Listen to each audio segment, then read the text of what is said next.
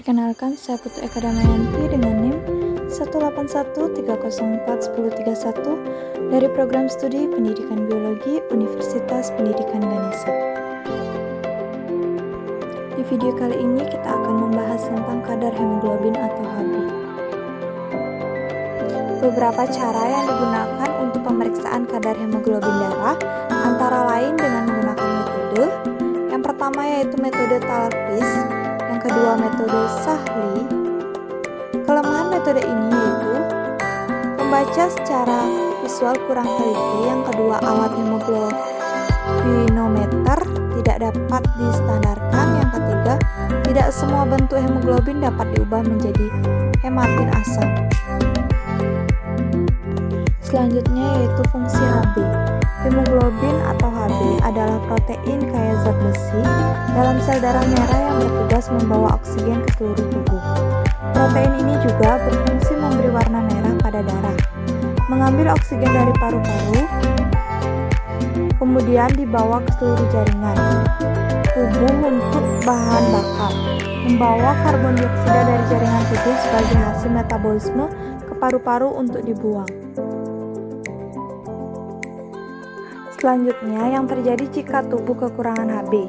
Kekurangan kadar Hb dalam darah dapat menimbulkan gejala lesu, lemah, letih, lelah, dan cepat lupa karena oksigen yang diikat oleh Hb tidak maksimal dibawa menuju seluruh sel-sel dalam tubuh seperti otak, otot, dan lain-lain. Kekurangan Hb juga dapat menyebabkan terjadinya anemia akibat kekurangan zat besi yang akan menyebabkan terbentuknya eritrosit yang lebih kecil dan kandungan Hb yang rendah. Kekurangan Hb juga dapat menyebabkan kanker darah yang paling terburuk adalah meninggal.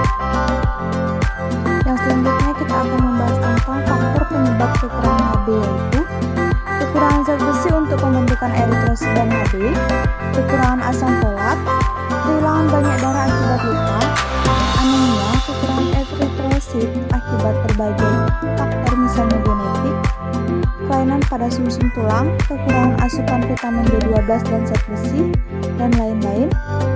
Hipotiroidisme atau produksi hormon tiroid dalam jumlah sedikit. Kurangnya hormon tiroid menyebabkan penurunan aktivitas sumsum tulang sehingga produksi eritrosit dan Hb pun menurun. Yang terakhir yaitu kanker darah. Dapat menyebabkan penurunan kadar Hb karena komplikasi atau kelainan pembentukan eritrosit akibat kanker tersebut.